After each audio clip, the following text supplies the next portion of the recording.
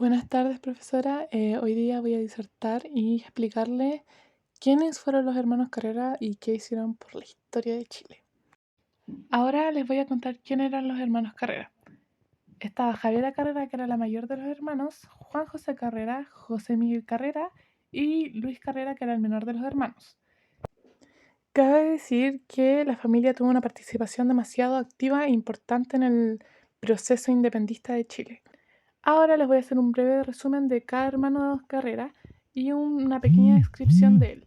Primero voy a comenzar con Francisca Javiera de la Carrera y Verdugo, más conocida como Javiera Carrera y Verdugo, que fue una patriota chilena bastante importante que destacó por su apoyo a la lucha por la independencia de Chile y que también fue importante por bordar la primera bandera patria de su país, que actualmente es conocida como la bandera de la patria vieja. Seguimos con Juan José Pedro de la Carrera y Verdugo, nacido el día 28 de junio de 1782. Este fue un militar patriota chileno que participó muy activamente en lo que fue la primera fase de la Guerra de la Independencia en Chile, que fue la etapa conocida como Patria Vieja. Seguimos con Luis de la Carrera y Verdugo, nacido el día 20 de junio de 1791, que al igual que su hermano Juan José, fue un militar y patriota chileno que participó activamente en la primera fase de la Guerra de la Independencia de Chile. Luis Carrera es el menor de los hermanos Carrera. Continuamos con José Miguel de la Carrera y Verdugo, nacido en Santiago el 15 de octubre de 1785. Este fue un político y militar chileno, prócer de la emancipación de Chile, o sea que fue un hombre muy respetado por sus cualidades y también disfrutaba de una especial consideración entre su clase, se podría decir. También fue un destacado participante en las guerras de la independencia de Chile.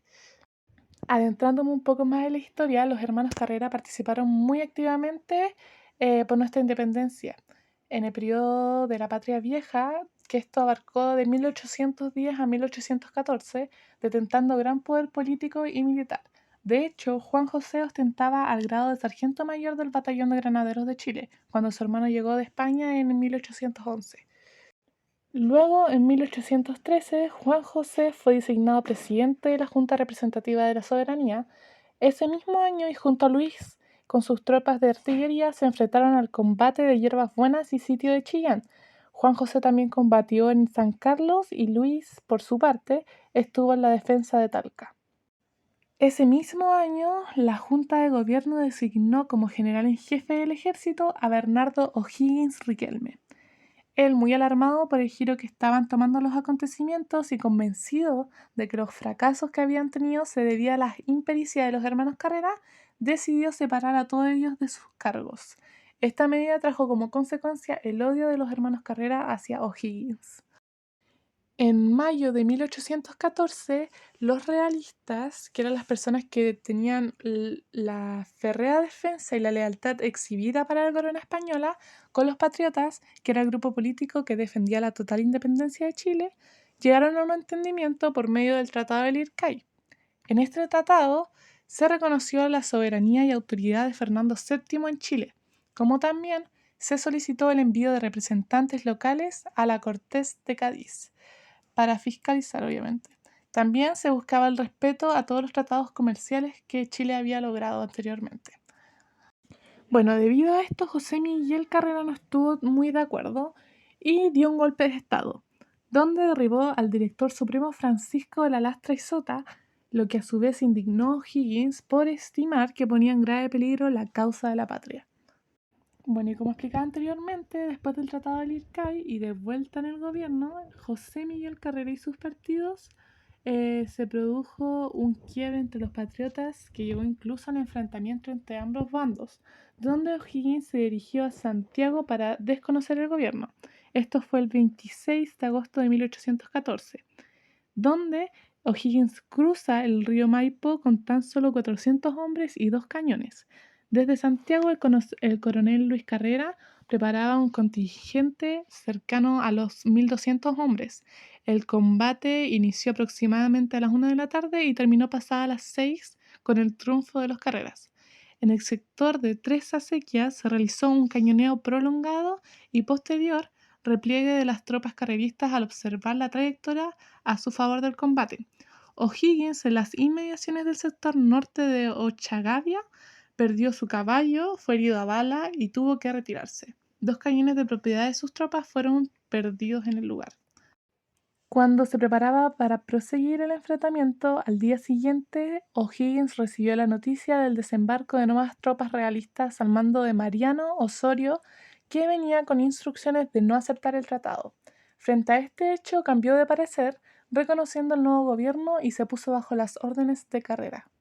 O'Higgins lo único que pidió fue que se le diera el comando de la vanguardia del ejército, dirigiéndose luego con sus tropas a Rancagua para contener las fuerzas de Osorio y tras él Juan José con su división.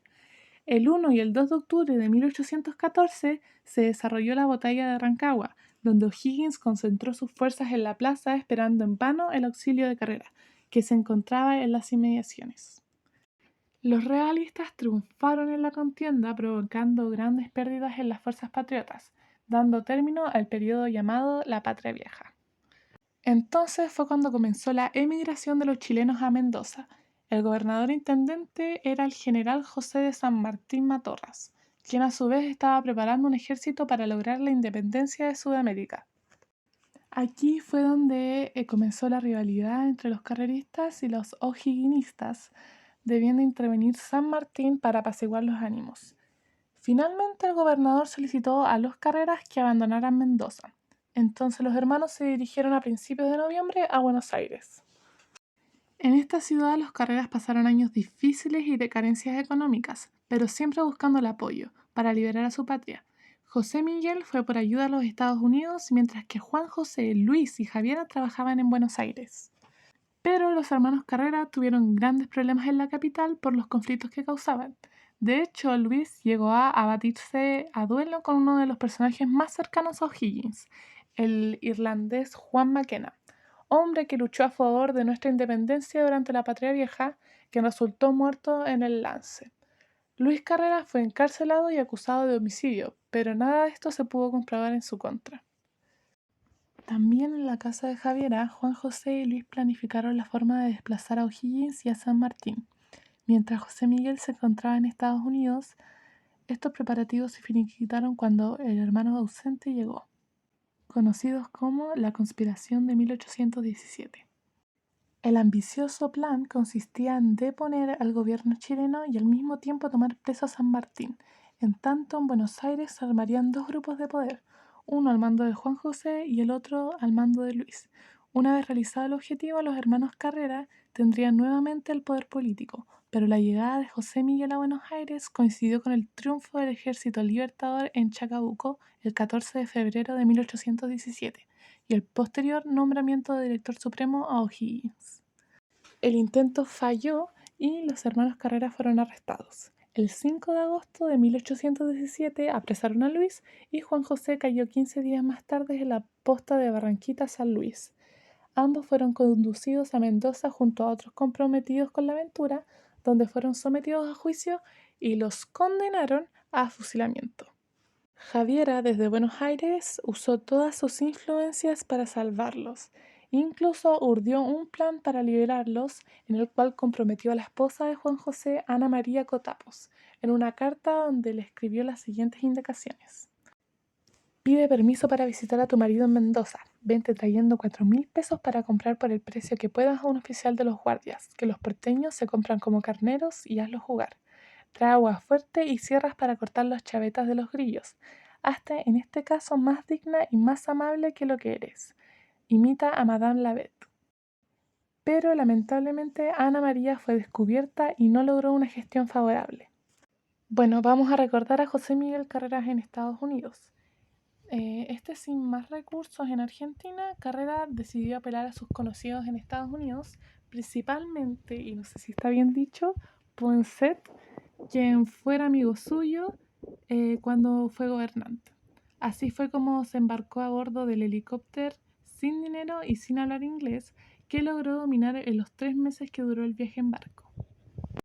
Poinsett lo introdujo al entonces secretario de Estado James Monroe, a través de quien logró entrevistarse con el presidente de la época, James Madison, quien se excusó de no poder hacer nada por la liberación de América del Sur, ya que en ese tiempo Estados Unidos se encontraba en negociaciones para comprar Florida a España.